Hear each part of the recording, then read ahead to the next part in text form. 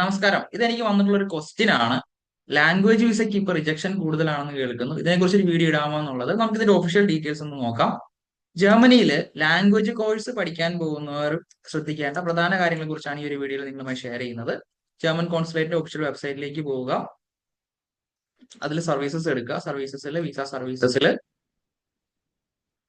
National വിസയിൽ check ലിസ്റ്റുകൾ കൊടുത്തിട്ടുണ്ട്. ചെക്ക് ലിസ്റ്റിന്റെ അകത്ത് സ്റ്റഡീസ് എന്ന് പറഞ്ഞ ഓപ്ഷനിൽ ലാംഗ്വേജ് കോഴ്സിനെ കുറിച്ച് പറയുന്നുണ്ട്. ലാംഗ്വേജ് കോഴ്സിന്റെ ചെക്ക് ലിസ്റ്റ് കൊടുത്തിട്ടുണ്ട്. നമുക്ക് ഇത് എന്തൊക്കെയാണെന്ന് നോക്കാം. ബേസിക്കലി ഇതിന് ഒരു 26 വയസ്സിൽ താഴെ ആയിരിക്കണം നമുക്ക് അപ്ലൈ ചെയ്യുന്ന ടൈമിൽ. അതുപോലെ തന്നെ ആപ്ലിക്കേഷൻ ഫോം, ഡിക്ലറേഷൻ ഫോംസ്, നിങ്ങളുടെ ലാംഗ്വേജ് കോഴ്സ് കൺഫർമേഷൻ, അവിടെ നിന്നുള്ള കൺഫർമേഷൻ ആണ് ജർമ്മനി എന്നുള്ളത്. ഈ ഒരു കോഴ്സ് കൺഫർമേഷനിൽ ഏറ്റവും കുറഞ്ഞത് 18 മണിക്കൂർ കവർ ചെയ്തിരിക്കണം എന്നുള്ളതുണ്ട്. അത് വീക്കെൻഡ്സിലും അതുപോലെ തന്നെ ഈവനിങ്സിലും പറ്റുന്നതല്ല, ക്വാളിഫൈഡ് അല്ല. പ്രൂഫ് ഓഫ് പേയ്മെന്റ്, അതുപോലെ തന്നെ നിങ്ങളുടെ ലോക്ക്ഡ് അക്കൗണ്ട് 1091 യൂറോ വെച്ചിട്ട് 6 മാസം തൊട്ട് 1 ഇയർ വരെ നിങ്ങൾക്ക് കാണിക്കാവുന്നതാണ്. നിങ്ങൾ എടുക്കുന്ന കോഴ്സിന്റെ അനുസരിച്ചിരിക്കും ഈ ഒരു ബ്ലോക്ക്ഡ് അക്കൗണ്ട് എമൗണ്ട് കാണിക്കുന്നത്. അതല്ല, നിങ്ങൾക്ക് അവിടെ ജർമ്മനിയിൽ ആരെങ്കിലും ഉണ്ട്, സ്പോൺസർഷിപ്പ് ചെയ്യാൻ ആരെങ്കിലും ഉണ്ടെന്നുണ്ടെങ്കിൽ ഫോർമൽ ഒബ്ലിഗേഷൻ ലെറ്റർ വെച്ചാൽ മതിയാവും. പിന്നെ പേഴ്സണൽ മോട്ടിവേഷൻ ലെറ്റർ വെക്കണം. മോട്ടിവേഷൻ ലെറ്ററിൽ കൃത്യമായിട്ട് കാര്യങ്ങൾ ഇൻക്ലൂഡ് ചെയ്യണം.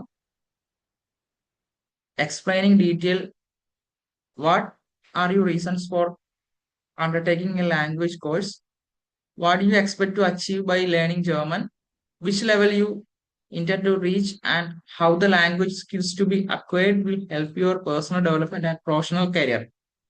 ഇത്രയും കാര്യങ്ങൾ വ്യക്തമായിട്ട് മനസ്സിലാകുന്ന രീതിയിൽ മോട്ടിവേഷൻ ലെറ്റർ നിങ്ങൾ തയ്യാറാക്കണം. ഈ ഒരു മോട്ടിവേഷൻ ലെറ്റർ തയ്യാറാക്കുമ്പോൾ എന്തുകൊണ്ടാണ് ഇന്ത്യയിൽ നിന്ന് ജർമ്മൻ ലാംഗ്വേജ് പഠിക്കാതെ ജർമ്മനിയിൽ പോയി ലാംഗ്വേജ് പഠിക്കുന്നതെന്നുള്ള ഒരു പോയിന്റ് കൂടി ഇൻക്ലൂഡ് ചെയ്യണം.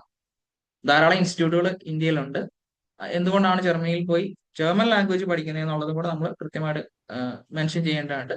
നിങ്ങൾക്ക് ജർമ്മൻ ലാംഗ്വേജ് അറിയാമെന്നുണ്ടെങ്കിൽ ജർമ്മൻ ലാംഗ്വേജിന്റെ പ്രൂഫ് സബ്മിറ്റ് ചെയ്യാവുന്നതാണ്. നിങ്ങളുടെ CV, എഡ്യൂക്കേഷൻ ഡോക്യുമെന്റ്സ്. സാധാരണയായി +2 കഴിഞ്ഞിട്ട് പോകുന്നതാണ് ഏറ്റവും കൂടുതൽ ഇപ്പം വിസ കിട്ടി വരുന്നത്.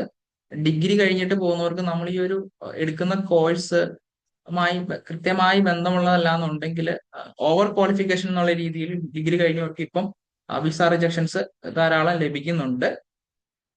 നിങ്ങളുടെ ഹെൽത്ത് ഇൻഷുറൻസ്, ഇത്രയും കാര്യങ്ങൾ ഉണ്ടെങ്കിൽ വളരെ ഈസി ആയിട്ട് ജർമ്മൻ ലാംഗ്വേജ് വിസ ലഭിക്കുന്നതാണ്. ഇന്നത്തെ ഈ ഒരു വീഡിയോ നിങ്ങൾക്ക് പ്രയോജനപ്പെട്ടുവെങ്കിൽ ഫോളോ ചെയ്യുക. കൂടുതൽ വിവരങ്ങൾക്ക് ഞങ്ങളെ കോൺടാക്ട് ചെയ്യാവുന്നതാണ്. Thank you all.